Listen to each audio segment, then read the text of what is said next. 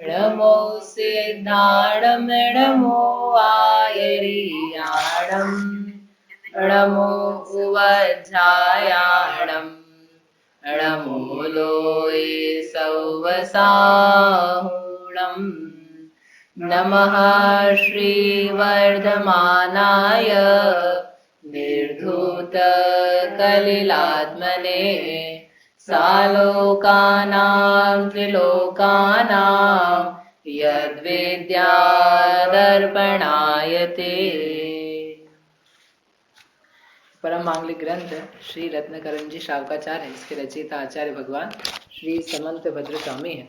इसमें शिक्षाव्रत अधिकार में अंतिम वैया व्रत के जो 4 उदाहरण दिए, 4 प्रकार दिए, आहार, औषधि, अभय और ज्ञान दान, ऐसे जो 4 प्रकार के दान हैं उनके दृष्टांत के रूप में आचार्य ने 4 नाम बताए। कौन कौन से थे? कल देखा था श्रीशेन नाम के राजा, उसके अलावा एक और देखा था वज्रजंग राजा। फिर अपनी बात चल रही थी औषधि दान में एक का दृष्टांत, जिन्होंने औषधि दान विशेष रूप से दिया, उनका नाम था वृषभ सेना। वृषभ सेना के लिए अपन कल पहुंचे थे, उनका विवाह हो गया था किसके साथ? उग्रसेन राजा के साथ। और उन्होंने सारे बंदियों को छुड़ाने के लिए कहा था कि आपसे शादी कब करेंगे? जब सारे बंदियों को छोड़ दोगे, पक्षियों को छोड़ दोगे और जिन धर्मों को स्वीकार करके अष्टांगिक में पूजा करोगे जिन मंदिरों की। तो उसने स्वीकार किया था। तो एक पृथ्वीचंद्र नाम का राजा बच गया था, उसको नहीं छोड़ा था। क्यों नहीं छोड़ा था? वो क्रूर था ज्यादा, तो इसलिए उसको छोड़ देंगे तो नुकसान हो गया, सोच करके नहीं छोड़ा था। परंतु जो पृथ्वीचंद्र की पत्नी थी रानी, तो उसने देखा कि अभी तक राजा छूटा नहीं है, छूट जाना चाहिए था। तो उसने क्या किया, जगह जगह क्या बनवाए थे? भोजनालय बनवाए थे। और भोजनालय में स्वादिष्ट सुमधुर व्यंजन, पकवान, भोजन बिना किसी शुल्क के दिया था। और नाम क्या रखा था भोजनालय का?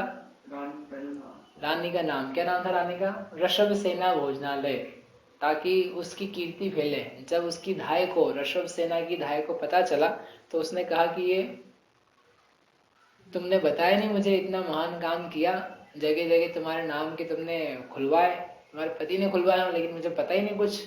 तो उसने कहा धाय माँ मैंने कुछ नहीं करवाया, जरूर किसी की कुछ बात है, हमारा कुछ भी इसमें लेना देना नहीं है। तो उसने गुप्तचर भेजे, गुप्तचर भेज करके पता करवाया कि क्या बात है, ये मेरे नाम से कौन करवा रहा है, क्योंकि ऋषभ सेना को ऐसा कॉमन नाम तो है नहीं। और रानी ऋषभ सेना भोजनालय, और फिर इतना लोग काम करें, तो इसमें क्या बात है। ऐसा करने के लिए पहुंचवाए जब गुप्तचर, तो सब वो पता लगा करके आए कि ये रानी पृथ्वी चंद्र की जो पत्नी है उसके द्वारा किया हुआ है। क्यों किया है वो भी उसको समझ में आ गया, पता लग गया। तो उसने फिर जाके राजा से बोला कि आपने कहा था कि सारे कैदियों को छोड़ दिया जाएगा, लेकिन आपने पृथ्वी चंद्र को नहीं छोड़ा है, तो पृथ्वी चंद्र को आपको छोड़ देना चाहिए, क्योंकि अपनी बात थी। और कैसा भी राजा वो नम्रीभूत हो जाएगा, देखो उसने कैसा कैसा अपने लिए कार्य किया है। तो ऐसा सुन करके राजा ने फिर क्या किया, पृथ्वी चंद्र को छोड़ दिया। जो जो चाहती थी रानी वो हो गया। पृथ्वी चंद्र ने जब देखा कि छूट गए, तो उसने देखा कि अपने छूटने का कारण कौन बना है, ऋषभ सेना बनी है। तो उसको बहुत उससे उपकार का भाव पैदा हुआ। उसने क्या किया, एक चित्रपट बनाया, फोटो बनाया हाथ से चित्रकारी करके। राजा उग्रसेन बैठे हैं, रानी ऋषभ सेना बैठी है, और उनके चरणों में ये बैठा हुआ दास की तरह, कि इनके उपकार से मेरा जीवन चल रहा है, ये ही महान लोग हैं। मतलब उसकी जो जितनी दुष्टता थी वो दुष्टता सब उसने भुला दी, जो उसका कठोरपन था, उद्धतपना था, वो उसका चला गया। और ऐसा होकर के वो नम्र होकर के उसने वो चित्रपट, पिक्चर जो था वो उनके लिए भेंट किया। राजा को भी, उग्रसेन को भी बड़े प्रसन्नता हुई। उसने एक उसको काम दिया, जो काम उसका पहले से अधूरा था। कौन सा काम? कल एक काम करना चालू किया था ना उसने, राजा उग्रसेन ने, कि वो मेघ पिंगल जाना था और वहां पर मेघ पिंगल राजा को जीतना था। और मेघ पिंगल ने क्या किया था, वो सारे बावड़ियों में क्या डाल दिया था, नशीली बीमारी की वस्तु, जिससे वो जीत नहीं पाए थे। तो राजा ने कहा कि तुम हमारे अब बहुत अच्छे विश्वास पात्र हो। उग्रसेन ने, राजा ने कहा किससे? पृथ्वी चंद्र से, कि तुम एक काम करो, सेना लेकर के जाओ और वो जो मेघ पिंगल है उसको बंदी बनाओ, हम चाहते हैं कि वो राज्य अपने अधीन रहे, वो राजा अपने से झुक करके रहे, ऐसा कह करके उसने उसको काम दिया। अब वो पृथ्वी चंद्र जाए उसके पहले ही वो जो मेघ पिंगल था वो डर गया, बोले ये राजा पहले ही बलवान हो गया है, इसके पास ऐसी औषधि भी कोई विशेष है जिसके कारण से सारा रोग दूर हो जाता है, यदि रण में हम मार भी देंगे इनके सैनिकों को तो ये फिर से जीवित हो जाएंगे, इनको कुछ लगेगा ही नहीं। और जो पृथ्वी चंद्र नाम का बहुत शक्तिशाली राजा है वो भी इनके साथ में हो गया है, तो अब मेरी खेर नहीं है। तो वह जाए और कुछ करे उसके पहले ही वो जो मेघ पिंगल था वो राजा की शरण में, जैसे कोई आत्मा जीव मोहिनी के ऊपर आक्रमण करे, मोहिनी अपने हाथ हथियार डाल दे, मोहिनी से क्या हो जाए उसकी मित्रता ऐसी कि मोहिनी बोले मैं जा रहा हूँ, मैं तुम्हारे चरणों का दास हूँ, तो बाकी जितने भी शत्रु थे आत्मा के, ज्ञानावरण दर्शनावरण अंतराय, ये भी क्या करते हैं अपने हथियार डाल देते हैं कि महाराज आप ही अपना राज्य संभालो, हम जा रहे हैं, अभी तक तुम्हारे राज्य में हमने कब्जा करके रहा लेकिन अब मैं नहीं रह सकता, आप ही शक्तिशाली हो गए हो। ऐसे मेघ पिंगल भी उनकी शरण में आ गया कि जब ये पृथ्वी चंद्र ही इसकी शरण में है तो मेरा क्या लगेगा, मेरा क्या काम होगा। तो वो मेघ पिंगल भी उसकी शरण में आ गया। राजा पृथ्वी चंद्र के निमित्त से उसको ये जब व्यवस्था राज्य प्राप्त हुआ उग्रसेन को तो उसको बड़ी प्रसन्नता हुई, तो उसने क्या किया कि पृथ्वी चंद्र को तो अपने घर विदा कर दिया, आप जाओ अपने घर जाके रहो, वहां पर राज्य व्यवस्था संभालो। और वो जो मेघ पिंगल आ गया था, मेघ पिंगल उसकी सभा में, तो उसने कहा कि इस राज्य में अब ये जो इस सभा में जो भी आएगा, जो भी सामान बटेगा भेंट के लिए आएगा मेरे लिए, तो आधा मैं खुद रखूंगा, ऋषभ सेना को दूंगा और आधा इस मेघ पिंगल को दूंगा, ये भी अपना बड़ा प्रिय मित्र है, अपना सब कुछ छोड़ के हमारी शरण में आ गया है, इससे हमारी मित्रता हो चुकी है, इसलिए आधा मैं रखूंगा और मैं रखूंगा इन्हें आधा दे दूंगा ऋषभ सेना को और आधा दे दूंगा इसको। राजा है तो दिन भर में बहुत भेंटें आती रहती है, कोई गिफ्ट लाता है, कोई थाल लाता है, कोई अनाज लाता है, ऐसी चीजें आती रहती राजा लोगों के पास। तो उसने ये व्यवस्था करी और इस प्रकार से उनके दिन सुखपूर्वक बीतने लगे। किनके? राजा उग्रसेन के, उसकी पत्नी ऋषभ सेना के, और वो जो मेघ पिंगल सभा में अब वो वहीं पर रहता था, वहीं पर रह करके उनके दिन बीतने लगे। एक बार क्या हुआ, एक कंबल आया भेंट में, एक ही था, तो उन्होंने क्या किया जाए, तो उसने कहा ठीक है काम करते इसके 2 टुकड़े करो, तो उसके 2 टुकड़े करे और टुकड़े करके चिन्हित कर दिया, क्योंकि नियम क्या था सभा का, आधा ऋषभ सेना को और आधा मेघ पिंगल को। तो उस कंबल के 2 टुकड़े करे और 2 टुकड़े करके,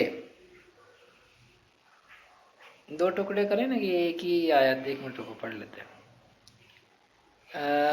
एक रत्न कंबल आया, एक ही आया था ना, तो उसको आधा किया और आधा करके चिन्हित कर दिया ताकि पता लगे किसका कौन सा है। एक के ऊपर नाम लिख दिया ऋषभ सेना, एक के ऊपर नाम लिख दिया मेघ पिंगल और दोनों को दे दिया। ठीक, फिर ऐसा करके टाइम बीता। एक बार क्या हुआ कि जो मेघ पिंगल की पत्नी थी वह रानी के पास आई, ऋषभ सेना के पास, उस कंबल को ओढ़ के। अब वो कंबल कहाँ बचा, तो शॉल हो गई थी ना अब एक कंबल के 2 करेंगे तो ऐसे होएगा। तो वो ओढ़ करके आई थी और आकर के वहां बैठी, बातचीत करी, काम वाम किया और फिर वो चली गई। अब वो कंबल लेकिन क्या हुआ, एक्सचेंज हो गया। क्यों एक्सचेंज हो गया कि एक जैसे एक ही कंबल के 2 पार्ट किए थे, समान डिजाइन थी, तो वो गलती से क्या हुआ, अपना कंबल तो वहीं छोड़ गई और जो रानी का कंबल था वो ले गई। पीछे से राजा आया, राजा ने देखा कि ये कंबल रखा है तो रोज ही रखा रहता है, लेकिन उसने देखा कि चिन्ह है इस पे, तो किसका चिन्ह है, मेघ पिंगल का। तो उसको बड़ा गुस्सा आया। क्यों गुस्सा आया, बताओ क्यों गुस्सा आया? चेंज हो गया इसलिए,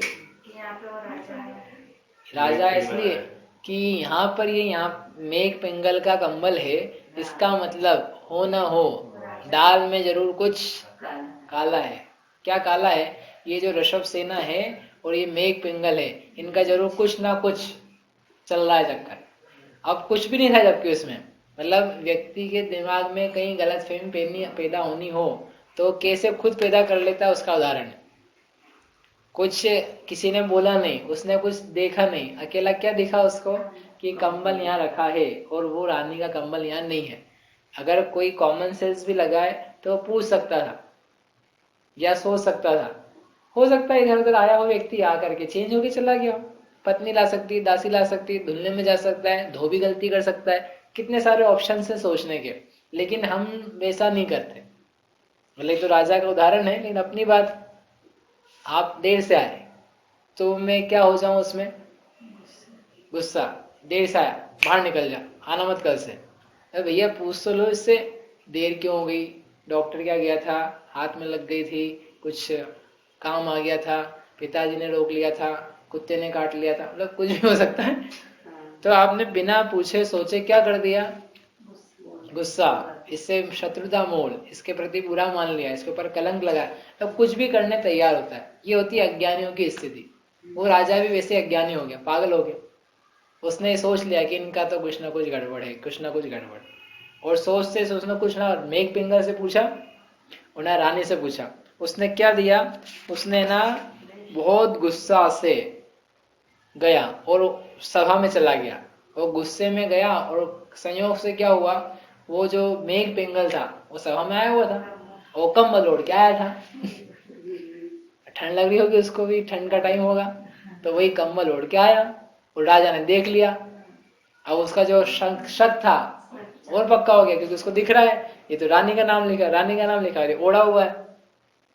तो उसने कहा, उसके गुस्से में नेत्र ऐसे लाल लाल कुपित हो गए। मेघ पिंगल ने देखा कि राजा आज बहुत भयंकर गुस्से में है और मेरे को देख के क्रोधित हो रहा है, पता नहीं क्या हो जाए। तो वहां से निकला, वो बाहर हुआ, और बाहर हुआ तो राजा ने देखा है तो भाग रहा है, जा रहा है, तो उसका और मतलब क्या घटनाएं कैसी घटती हो देखो आप। मतलब आप जैसा देखना चाहते हो फिर चीजें वैसी वैसी दिखने लग जाती। मतलब उसको ये नहीं दिख रहा है कि मेरे को गुस्सा आ रहा है, इस गुस्से से बचने के लिए जा रहा है। उसको क्या दिख रहा है कि इसको लग रहा है कि मेरी चोरी पकड़ी गई, मेरे को राजा दंड देगा, इसलिए भाग रहा है। जबकि वो इसलिए नहीं भाग रहा था, वो इसलिए भाग रहा था अभी गुस्से में है, पता नहीं क्या कुछ हो, अपने को पता नहीं क्या है, बाद में आ जाएंगे, आज सभा में नहीं बैठते। तो उसको बहुत गुस्सा आया, वो भागने लगा। तो भागते भागते उसने सोचा कि जाया जाए, तो वो तो दूर चला गया। और इसको, उग्रसेन को गुस्सा आने के कारण से उसने कहा, ये ऋषभ सेना है, ये व्यभिचारिणी है, ये कलंकित है, ये ठीक नहीं है, इसको एक काम करो, उठवाओ और समुद्र में पटक दो। समुद्र जहाँ पे मगरमच्छ, सियार को सब हो, खाने वाले जानवर, पशु पक्षी, वहां जाके इसको डाल दो। उससे बात तक नहीं करी, पूछा तक भी नहीं कि क्या स्थिति थी, क्या हुआ, क्या ही। ऐसे होते दिमाग के पैदल लोग। अपने को पता तो होता नहीं, पेपर में जो न्यूज आती है अपन वो पढ़ते हैं, कौन व्यक्ति समझदार है, कौन व्यक्ति मूर्ख है, अपने को पता है। कौन सा निर्णय देश के हित के लिए, हित के लिए, अपने को कुछ खबर नहीं। पेपर में वैसे एक न्यूज आती है, उस न्यूज को पढ़ करके अपना माइंड सेट हो जाता है। ऐसा होता है कि उसने खबर दे दी, नोटबंदी मतलब बहुत बेकार काम किया इसने, तो अपना दिमाग बन गया, खराब काम हुआ। 5 दिन बाद न्यूज आई, इससे अच्छा काम हो ही नहीं सकता था। बोले हाँ बराबर बात है, उसने 4 बातें उस दिन लिख दी थी, 4 बातें आज लिख दी। अपना दिमाग नहीं लगाता व्यक्ति। ये शेयर मार्केट के धंधे करते कि लोग काय के लिए पिटा जाते हैं। आपसे पूछा, इसने बोला था कि ये अच्छा शेयर था, ले लेना, ले ले भैया ने, बेचना, बेच दिया, खरीदना, खरीदना। कुछ इसको बुद्धि नहीं लगाता है, नहीं लगाता तो डूब जाता। पता तो है नहीं खुद को, खुद के खाते का कुछ दिमाग नहीं है। जिसके पास खुद की अक्ल नहीं है वो लोक में भी ठगाएगा और धर्म के क्षेत्र में भी ठगाएगा। आपने सिखा दिया अपने बच्चे को, बेटा मंदिर जाकर पास हो जाएगा, और जिंदगी भर यही सिखाया, तो उसने वही सीखा। उसने अपनी बुद्धि नहीं लगा पाया कि भगवान से कैसे मिलाएगा। भगवान की भक्ति से तो अपने आप प्राप्त हो सकता है, भगवान कैसे देंगे। रोज भगवान की, हे भगवान आज फिर से आया हूँ, पास करा देना, आपकी शरण से हूँ। एग्जाम में जब बैठता हूँ तो आपके नाम लेकर के एग्जाम लिखता हूँ। वो कोई महारथी तो भगवान के नाम लिख लिख करके आते हैं भगवान आकर के लिखेंगे उनका पेपर। नहीं, आप भगवान का नाम लो, ये तो हम भी कह रहे हैं, लेकिन भगवान तुम्हें पास करेंगे कराएंगे ऐसा नहीं। नाम लेने से मेरा मन शांत हो जाएगा, आकुलता कम हो जाएगी, परिणाम स्थिर हो जाएगा, तो जितना याद किया हुआ समझा हुआ है वो अच्छे से लिख पाएंगे। बाकी वो भगवान लिखा देगा ऐसा कुछ नहीं है। वो नहीं समझा, इसने अपनी बुद्धि से विवेक से काम नहीं लिया। बहुत सारे अज्ञान चलते रहे, ऐसे चलते रहते हैं। इसलिए यहाँ समझ जाना कि थोड़ी छोटी छोटी बातों से गुस्से में नहीं आ जाना। दूध उठना घर में और ये सासू जी चालू हो गई कि दूध उफान दिया, दूध उफान दिया, दूध उफान दिया, कैसी बहू वही है, दूध की कोई कीमत नहीं। अब वो क्यों उफना, कैसे उफना, क्या कारण हुआ, कछु खबर नहीं। बस इनको बोलना तो बोलना चालू, ऐसे बहू बोलना चालू कर दे, हमारी सास हमारा ध्यान नहीं रखती, ध्यान नहीं रखती। अब तुम्हें पता है क्या ध्यान क्या होता है? मतलब कम्युनिकेशन के अभाव में मिसकम्युनिकेशन होता है और उसके कारण से बहुत गलतफहमियां पैदा हो जाती है, दुखी होता है जीव। लोक में भी ऐसे ही धर्म में जिनवाणी का और अपना मिसकम्युनिकेशन हो। वो बता रहे निश्चय नहीं से, अपन समझ रहे व्यवहार नहीं से, वो कह रहे व्यवहार नहीं से और अपन नहीं समझ रहे, तो तुम्हारा कभी भी उद्धार नहीं हो सकता है। मिसकम्युनिकेशन बना रहेगा, भ्रमित ही रहोगे कि मैं क्या करूं। निर्ग्रंथ होना अच्छा है कि कहते हैं कि निर्ग्रंथता से ही मोक्ष नहीं होता है, वो मानो। आगम में लिखा है दोनों, पुण्य है भी लिखा है और ये कह रहे हैं पूजा पाठ भी करो, समझ में ही नहीं आता। तो इसका कम्युनिकेशन नहीं जिनवाणी से, तो ये भ्रमित रहता है और फिर जिनवाणी को तिलांजलि देता है, जिनवाणी को बाहर करो, ये धर्म से कोई लेना देना नहीं समझ में आती। इसलिए अपनी समझ विकसित करना, कम्युनिकेशन बराबर रखना। ठीक, तो राजा ने नहीं समझा। राजा ने क्या किया, रानी को पटक दो। कहाँ पटक दो? सागर में मर जाएगी। इसने बड़ा अमांगलिक कार्य किया है, बड़ा गंदा खोटा काम किया है। ले गए सेवक उठा के, रानी की क्या हो रही है? कुछ नहीं, राजा ने आदेश दिया। बोले क्या अपराध है? पता नहीं हमको, बेचारी रानी को ही पता नहीं कि हमारा अपराध क्या है। तब पाप के उदय में कैसे कैसे संकट आते हैं ये भी समझ जाना कि पाप का उदय है तो कोई सुनने वाला नहीं होता। पंडित जी का स्लोगन है, पाप के उदय में सुनने वाला कौन और पुण्य के उदय में दोष बताने वाला कौन। पुण्य का उदय चल रहा है तुम्हारा, कोई तुम्हारा दोष नहीं कहेगा, गलतियां दिखेगी सामने के सामने, फिर भी कोई तुम्हारे लिए कुछ अपकार का शब्द नहीं कहेगा। तुम शराब के नशे में चूर हो, फिर भी पुण्य के उदय चल रहे हैं, कोई तुम्हें मना नहीं करेगा। ठीक है, कोई बात नहीं बेटा, कमा तो रहा ही है। हमने देखे ऐसे घर भी कि जहाँ सज्जन माता पिता, धार्मिक माता पिता, लेकिन परिस्थिति सामान्य, बच्चा भी सामान्य था।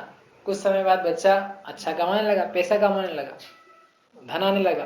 वो धन आने लगा तो उसका विवाह भी हो गया, विवाह के बाद भी लेकिन व्यभिचार ही हो गया, स्त्रियों से अलग संबंध रखने लगा। माता पिता को ही पता, पत्नी को ही पता, माता पिता कुछ बोल ही नहीं पाए, बोलते ही नहीं। क्यों नहीं बोल रहे? पैसा कमा रहा है बेटा, पैसा तो आ रहा है कम से कम। गलती पता होकर के भी वो सदाचारी सज्जन माता पिता बोल नहीं पा रहे हैं। क्यों नहीं बोल पा रहे हैं?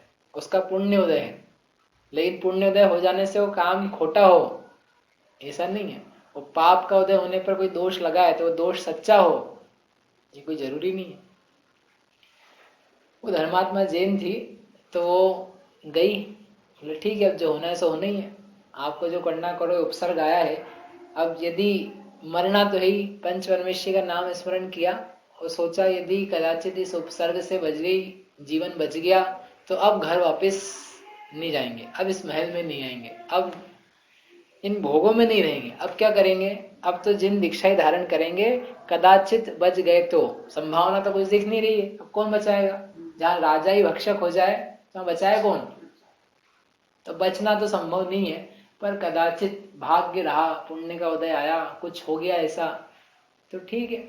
ऐसा जान करके वो निकली यानी ले गए सेवक और जा करके उनको समुद्र में डाल दिया। वहां खूब सारे मगरमच्छ, मछलियां, घड़ियाल, जो जो भी समुद्री जानवर थे वो सब थे, वो सब आए और आ करके क्या किया? खाने लगे उसके पहले ही। अच्छे लोग अपन खवाते नहीं।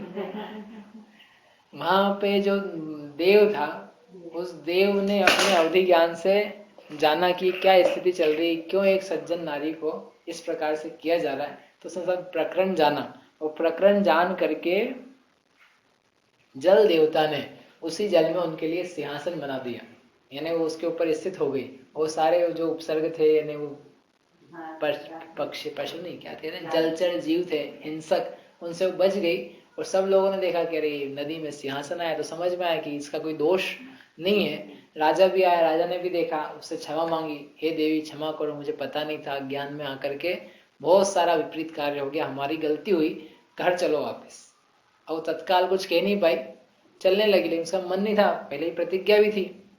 चलते चलते चलते चलते रास्ते में एक मुनिराज दिखे जो ध्यान अवस्था में बैठे थे।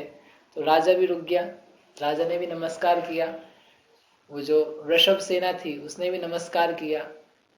और फिर मुनिराज का जब ध्यान पूरा हुआ, तो ध्यान पूरा होने पर सबने धर्म उपदेश की प्रार्थना करी। रानी ने भी पूछा कि हमारे साथ ऐसा क्यों हुआ, कहाँ तो हमारा ये दुर्गंध, दुर्गंध क्या, औषधि वाला शरीर, जिसके स्नान के जल से ही औषधि हो जाती है, और फिर ये इतना बड़ा कलंक, एक स्त्री के ऊपर व्यभिचार का दोष लगना, ये उसके जीवन की सबसे बेकार घटना हो सकती है।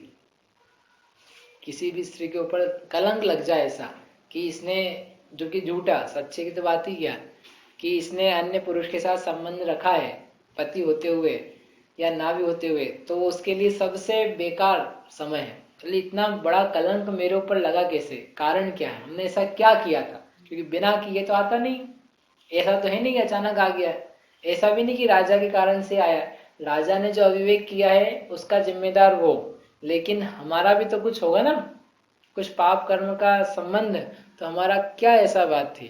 तो मुनिराज ने धर्म का उपदेश दिया और अंत में बताया कि ऋषभ सेना, तुम पहले इसी नगर में नागर्षि नाम की एक ब्राह्मण पुत्री थी, तुम इसी नगर में थी पहले, वो ब्राह्मण की पुत्री थी, लेकिन गरीब थी, तो जो मंदिर था उस मंदिर में झाड़ू बुहारी का काम करती थी, झाड़ू लगाती थी। अभी क्या है, रानी, पहले क्या थी, झाड़ू लगाने वाली। और एक दिन न्यूज आई, खबर आई कि राजा आने वाला है मंदिर के लिए, मंदिर को देखने के लिए, दर्शन के लिए, तो झाड़ू विशेष रूप से लगा रही थी। तो झाड़ू लगाते लगाते वहीं पर एक जो गड्ढा था थोड़ा गहरा सा, उस गहरे गड्ढे में मुनिराज बैठे हुए थे, वो बैठ करके ध्यान कर रहे थे। जैसे सामान्य समतल भूमि हो तो वहां बैठते हैं, उसके अलावा वृक्ष की कोटर, मूल, जहाँ पर एकांत हो, तो वहां पर बैठ के ध्यान आदि मुनिराज लगाते हैं। तो वहां पर एकांत में बैठ करके मुनिराज ध्यान कर रहे थे। और लेकिन तुम झाड़ू लगा रही थी, तो तुमने देखा, तुम गुस्सा आया, बोले मेरे को यहाँ साफ सफाई करनी है, उठो यहाँ से, यहाँ पे राजा आने वाला है, तुमको समझ में नहीं आ रही है, यहाँ से उठो, मुझे उठना, काम करना है, काम करके सब सफाई कूड़ा करकट हटाना है, नहीं तो फिर राजा आके मुझे डांट लगाएगा, इसलिए आप उठो यहाँ से। ऐसा अनेक बार उसने कहा, और जब वो नहीं उठे, मुनिराज अपने सामायिक में थे, ध्यान में थे, ध्यान में बैठे बैठे उन्होंने तो कुछ नहीं किया, वो बैठे ही रहे। तो इसको गुस्सा आया और इसने क्या करा, वो जो जितना कचरा कूड़ा था, करकट था, वो सब गड्ढे में भर दिया और मुनिराज को ढक दिया पूरा। बोलो ऐसे ही जीव के परिणाम हो जाते। और मुनिराज को ढक दिया, मुनिराज वो दुर्गंध, गंदगी जो भी सब था उसके बीच में बैठे थे, नीचे थे वो। अब उपसर्ग आ गया तो उपसर्ग जैसी स्थिति हो गई। तो ऐसा नहीं कचरा जैसे उठा पड़ा तो मुनिराज उठा, ए क्या कर रही है ऐसा नहीं, मुनिराज तो बैठे, बोले कि ये समझ में आने लगी इनको, तो जब तक उपसर्ग दूर नहीं होगा तब तक वो तो बैठे रहेंगे। फिर राजा आया अगले दिन, राजा ने मंदिर वगैरह देखा, मंदिर की सफाई वगैरह अच्छी लगी, देखा, लेकिन फिर वहां पर वो जो कचरे का थोड़ा ढेर ऐसा समतल सा बनाया था ना, तो वो हिलता डुलता दिखा उनको, श्वास के कारण से वो ऊपर नीचे हो रहा था। तो उनको शंका हुई कि यहाँ क्या है, ये ऊपर नीचे क्यों हो रहा है, ये क्या है यहाँ पर। तो डर गई, बोले कुछ नहीं यहाँ तो कचरा ही है। लेकिन कुछ तो बात है, तो उसको खुदवाया ने, वो कचरा ही था, उसको निकलवाया, देखा रहे यहाँ तो महाराज है, दिगंबर मुनिराज है, और उनके ऊपर ऐसा। तो उनको बहुत गुस्सा है कि क्या स्थिति कर दी, किसने किया ये। तो बेचारी वो थर थर कांपने लगी। क्या मुनिराज ही दंड देंगे। मुनिराज ने कहा हमको तो कोई दंड देना नहीं है, अज्ञान के कारण से पाप होते हैं, अज्ञान मिट जाए, यही उसका निराकरण, यही प्रायश्चित है। तो जब उसको पता लगा कि अरे मुनिराज के भाव तो कितने उत्तम हैं, श्रेष्ठ हैं, इनको कुछ भी क्रोध भी नहीं है, उल्टा मेरी सजा और ये कह रहे हैं कुछ सजा ही नहीं है, तो उसका बहुत हृदय परिवर्तित हो गया और उसने मुनिराज की बाद में खूब सेवा करी।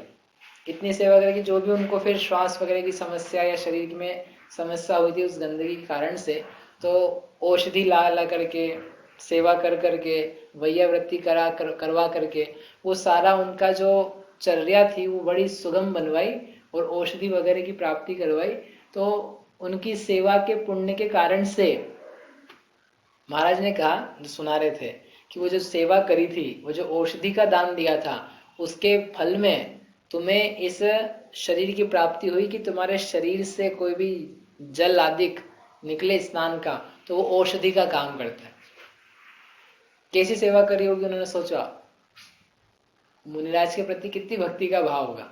एक ही मुनिराज के प्रति किया ऐसा यद्यपि, और जिसमें कि उपसर्ग भी किया था, लेकिन उपसर्ग करने के बावजूद भी उसने इतनी सेवा करी अच्छे मन से, सहृदय मन से, कि ऐसा हुआ। फिर भी वो स्त्री क्यों बनी? भक्ति करे तो व्यक्ति को स्त्री नहीं बनना चाहिए। तो उसके लिए रीजन दिया वहीं पर कि तुमने फिर बाद में देखा राजा को, सेठ को देखा, और सेठ के वैभव को देख करके निदान कर लिया। क्या निदान किया? मैं यदि मर करके कहाँ पैदा हूं? ये सेठ के घर में पैदा हूं, तो अच्छी भली बनती, कुछ बड़ा पद प्राप्त करती, देवलोक में चली जाती, लेकिन वो निदान के कारण से, मांग लेने के कारण से, वो उसका जो सारा पुण्य था वो हीन होकर के किस अवस्था में फला? उनके घर में पुत्री के रूप में जन्म लिया। और जन्म लिया तो वो जो औषधि दान दिया था उसके कारण से शरीर तो औषधि रूप हुआ, और जो उसने क्या काम किया था, मुनिराज को कलंक नहीं, वो गड्ढे में डाला था, तो उस गड्ढे के कारण से उनको स्वयं को कलंक लगा। ये जो कलंक लगा ना सभी हाल के हाल सामने, कि इसने मेघ पिंगल के साथ में विचार किया है, तो इस दोष का कारण क्या था? वो जो मुनिराज को कचरा डाला था, उनको ऊपर उपसर्ग किया था, उसके कारण से इस पाप का फल इस रूप में निकल के आया है। यानी वो भी नष्ट नहीं हुआ, कोई बचा हुआ था थोड़े भाग में, जो दान दिया था वही बचा हुआ था। इस प्रकार से ये स्थिति बनी। यानी औषधि दान दिया जाए तो क्या फल निकलता है ये बताया। वो मुनिराज के ऊपर उपसर्ग आदि किए जाएं तो क्या फल निकलता है, वही फल बताया। एक कथानक क्या है, महाराज ने बताया था, ग्रंथ में भी है, कि मुनिराज की निंदा करने का क्या फल होता है। उन्होंने कहा कि जितने जगत में अंधे दिख रहे हैं, लूले दिख रहे हैं, लंगड़े दिख रहे हैं, बहरे दिख रहे हैं, दुख से दरिद्र से व्याप्त हैं, ये सब पूर्व भाव में किसी न किसी प्रकार से मुनियों की निंदा करी थी, उसका ही फल समझना चाहिए। जितने दोष लग जाते हैं ना अपने बिना काम के, आप कहते हैं कि हमने तो कुछ किया ही नहीं है, हमारा तो सब धर्म में परिणाम है, हमने कुछ भी गलती नहीं करी है। इस भाव में कदाचित ना करी हो, लेकिन अनेक पूर्व भाव में तो कुछ कुछ प्रकार के भाव किए ही थे। वो भाव जो है अभी नष्ट नहीं हुए, पूरे नष्ट नहीं हुए तो अपना फल योग्य समय पे आने पे देते हैं। ठीक है। और इसी ही भाव में अनेक प्रकार के परिणाम अपन कर लेते हैं। कौन सा एक परिणाम अपने को याद है? वो भाव भी आ जाते हैं दोष रूप, और चले भी जाते हैं, इतने में तो सब काम हो जाता है कर्म का। इसलिए अपने परिणामों को संभालना चाहिए, ऐसा मुनिराज ने उपदेश दिया। मुनिराज के पास ही उस ऋषभ सेना ने फिर प्रार्थना करी, महाराज ऐसा संसार जान करके अब हमें इस संसार में नहीं रहना, हम तो आपसे दीक्षा लेना चाहते हैं। तो उसने दीक्षा का निवेदन किया और राजा से स्वीकृति ली, और ले करके फिर वहीं पर आर्य का दीक्षा हो गई। और आर्य दीक्षा होकर के वह स्वर्ग में मरण करके प्राप्त हुए। इस प्रकार से ये औषधि दान का फल है। क्या समझ में आया इससे? क्या समझ में आया? अरे कुछ तो बोलो आप लोग। क्या समझ में आया भैया? दान करना चाहिए, दान करना चाहिए, उपसर्ग नहीं करना चाहिए, और बिना विचारे कुछ भी काम करने मत बैठ जाओ। बिना विचारे जो करे सो पाछे पछताए। सोच तो लो आगे पीछे का कि ऐसा हुआ क्यों है, कुछ संतोष धारण करो। समता धारण करो, कर्म के उदय आदि का विचार करो, लोगों की परिस्थिति का विचार करो। हो सकता है गलती भी की होगी सामने वाले ने, लेकिन उसके भी उदय हैं इस प्रकार के, उसका भी उदयिक भाव है। सबके भाव एक जैसे नहीं हुआ करते, सबकी बुद्धि एक जैसी नहीं होती। आपके अंडर में 5 लोग काम कर रहे हैं, एक व्यक्ति काम नहीं कर पा रहा, कम बुद्धि है उसकी, अब वो अपनी बुद्धि लाएगी तो काम करेगा। तुम उससे ज्यादा गुस्सा कर भी लोगे तो उससे वो बुद्धिमान नहीं बन जाएगा। आपको समझना ही पड़ेगा कि इसको इसके लायक ही काम दिया जाए, नहीं तो तुम परेशान ही रहोगे और परेशान करोगे उसको भी। समझो बात को, स्थिति समझ करके कार्य करो, यह है समझदारों की निशानी। ऐसा जान करके हम भी औषधि दान आदि कार्य करें, ऐसी मंगल भावना से अभी की बात। अब 2 बचे अपने, एक है ज्ञान दान का और एक है अभय दान का। दोनों की भी कथा इसमें दी है, अपन कल पढ़ेंगे। जावाणी के ज्ञान ते सूझे लोकालो, सो वाणी मस्तक नवो सदा देत हो ढो।